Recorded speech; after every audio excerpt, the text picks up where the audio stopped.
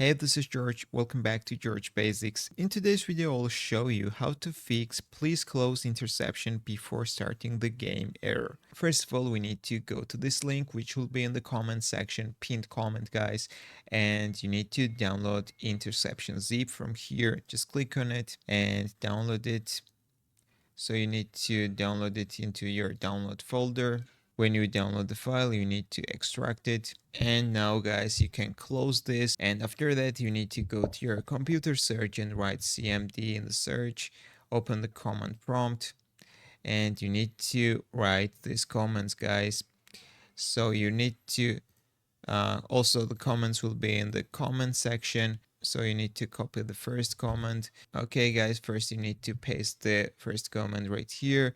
Then you need to click enter and copy the second one and paste it right here again and click the enter button, guys. This will fix your problem. If this video was helpful for you, don't forget to click the like buttons and don't forget to subscribe.